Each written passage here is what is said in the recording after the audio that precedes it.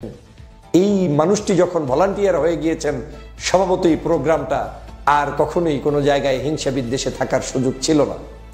বাংলাদেশের প্রখ্যাত ব্যক্তিত্ব, আমার দেশ সম্পাদক, মজলুম সাংবাদিক, সে এক অভূতপূর্ব দৃশ্য। প্রিয় বন্ধুরা আমার, দেখেছেন কি কখনো বাংলাদেশের ইতিহাসে এমন কোনো আয়োজন যেই আয়োজনে সব দলের সব মতের মানুষরা উপস্থিত থাকতে পারে? হয়তো আপনারা দেখেছেন বাংলাদেশের সাধারণ রাজনৈতিক দলের হয়তো একে অপরে গিয়েছেন, কিন্তু এমন দেখেছেন কিনা যে ইতিহাসের পাতায় খুঁজি চরণায় মুখরিত ছিল সোহরাওয়ার্দী উদ্যান, বাংলাদেশের সকল বিখ্যাত ব্যক্তিদের পদচারণায় মুখরিত ছিল সোহরাওয়ার্দী উদ্যান। লক্ষ লক্ষ মানুষ যেই মানুষটির বক্তব্য শুনতে আসে, ডক্টর মিজানুর রহমান আজহারী একজন ভলান্টিয়ারের মতো রাস্তার ভিতর থেকে হেঁটে হেঁটে হেঁটে হেঁটে, আমি তার সাথে ছিলাম, বাইতুল মোকাররম থেকে শুরু করে একদম সেই আমাদের সোহরাওয়ার্দী উদ্যানের মঞ্চ পর্যন্ত যেই মানুষটি একটা সেকেন্ডের জন্য তার হাঁটু বন্ধ করে নাই, হাঁটতে হাঁটতে টায়ার্ড হয়ে অসুস্থ হয়ে তারপরে সেই মঞ্চ পর্যন্ত চলে গিয়েছেন। এটাই তো শিক্ষা।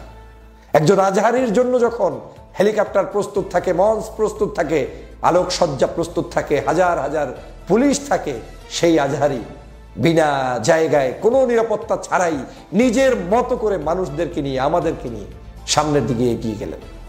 শায়েখ আহমদুল্লাহ সুন্নাহ ফাউন্ডেশনের একজন বিখ্যাত ব্যক্তিত্ব, যার জন্য বাংলাদেশের প্রত্যেকটি অলিতে গলিতে মানুষ দোয়া করে, কি হিন্দু কি মুসলমান, সে আহমদুল্লাহর মতো একজন মানুষ যখন রাস্তায় দাঁড়িয়ে দাঁড়িয়ে আমাদেরকে ডেকে ডেকে, তারপরে এমন কি মাইক পর্যন্ত, স্লোগান কি হবে সেটা পর্যন্ত লোকটির নজরে রেখে আমাদেরকে শিখিয়ে দিচ্ছেন হাতে কলমে, এরকম নেতা থাকলে সেই সমাবেশ সফল হবে না, হবে কি? মাহমুদুর রহমান সাহেবের যে বক্তব্য দিয়েছেন, তিনি যে স্পিরিট নিয়ে কথা বলেছেন, এই ডক্টর মাহমুদুর রহমানের প্রস্তাবনার মধ্য দিয়ে বাংলাদেশের আজকের গাজাবাসীর পক্ষে আমরা যে দাঁড়িয়েছি, সে ছিল এক ঐতিহাসিক দিগন্ত উন্মোচন। মাহমুদুর রহমানের প্রত্যেকটি বক্তব্য শরীরকে শিহরিত করেছে, আমাদের লোমগুলোকে দাঁড় করিয়ে দিয়েছে। কার কথা বলবো? বাংলাদেশের সমগ্র মানুষ যারা এখানে নেমে এসেছে। আজকে দেখেছেন কোনো আন্দোলনের মধ্যে কোনো ভাঙচুর, কোনো গাড়ি বন্ধ কিংবা কারো উপরে আক্রমণ কিংবা রাগান্বিত হওয়ার চিত্র না।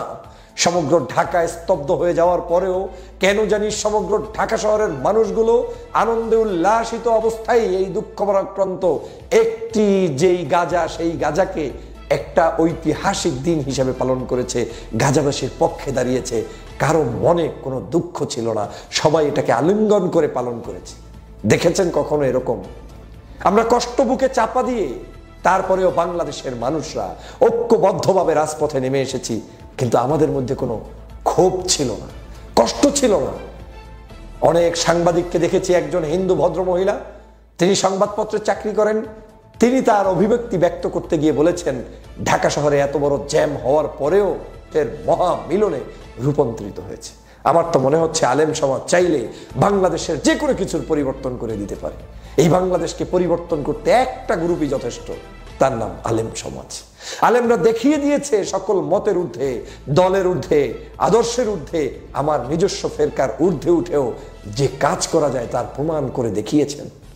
অলিতে গলিতে ভলান্টিয়ার দেখেছেন, ইসলামী ছাত্র শিবির, ইসলামী ছাত্র আন্দোলন, খেলাফত মজলিস সহ বিভিন্ন ঘরানার মানুষদেরকে আমরা দেখেছি সেখানে ভলান্টিয়ারের দায়িত্ব পালন করতে।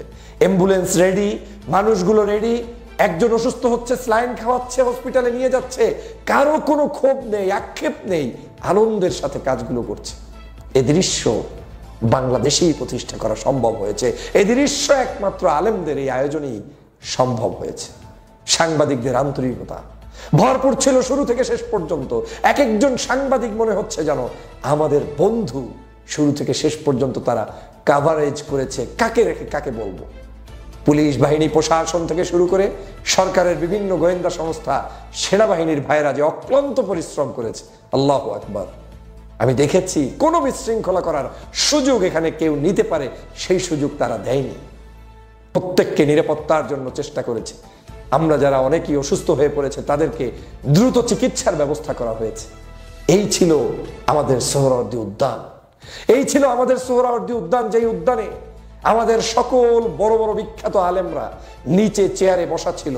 স্টেজে যখন ডাকলো কিছু সংখ্যক মানুষকে, কারোর মধ্যে কোনো ক্ষোভ নেই, আক্ষেপ নেই। এ যেন এক মহা জায়গা, যেই জায়গাটায় কারো কোনো চাওয়া পাওয়া নেই। সেরকম একটি দৃশ্য বাংলাদেশের জনগণ দেখেছে।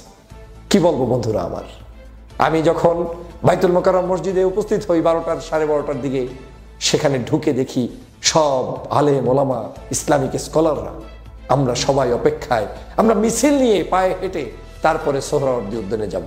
সেখানে যে দৃশ্য, সিনিয়র জুনিয়র সবাই একাকার, জুনিয়ররা দাঁড়িয়ে আছে, সিনিয়রদেরকে বসতে দেওয়া হচ্ছে এবং হেঁটে হেঁটে হেঁটে হেঁটে আমাদেরকে দেখছেন প্রিয় শায়েখ আহমদুল্লাহ। আল্লাহু আকবার। আমি এই দৃশ্যগুলো সকাল সন্ধ্যা আমার চোখের সামনে যতবার ভাসবে আমার কাছে দৃষ্টান্ত হয়ে থাকবে। এই কারণেই মানুষ আহলুসুন্নাহকে পছন্দ করে, ভালোবাসে।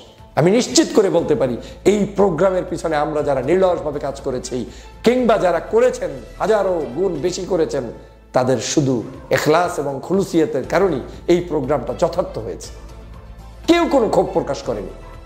আল্লামা মামুনুল হক যখন ঘোষণা দিচ্ছেন ইমামের নাম, সবাই ওখানে চুপচাপ করে তাকিয়েছিলেন।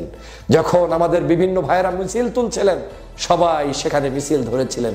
কি বলবো আর, এই দৃশ্য দেখে আমাদের সত্যি আবেগ আপ্লুত হই। আমরা বিশ্বের সকল নির্যাতিত মানুষের পক্ষে কথা বলতে চাই। আমরা সকল নির্যাতিত মানুষের মুক্তি চাই, আমরা সকল শিশুদের নিরাপত্তা চাই, আমরা সকল মানুষের স্বাধীনতা চাই। আমরা আর কখনোই নির্যাতিত হতে চাই না, আমরা আর কখনোই অবহেলিত হতে চাই না, আমরা আর কখনোই এই পৃথিবীতে কোনো নিষ্ঠুর আচরণ করতে এবং দেখতে চাই না। আমরা এই ঐতিহাসিক আজকের এই দিনটি আমাদের সামনে বারবার ফিরে আসুক। আমরা চাই এরকম ঐতিহ্যবাহী ঐক্যের মহামিলন হবে, ঐক্যবদ্ধ থাকবো এবং আলেম সমাজ থাকবে। তাহলে আলেমদের কদর এই বাংলাদেশে বৃদ্ধি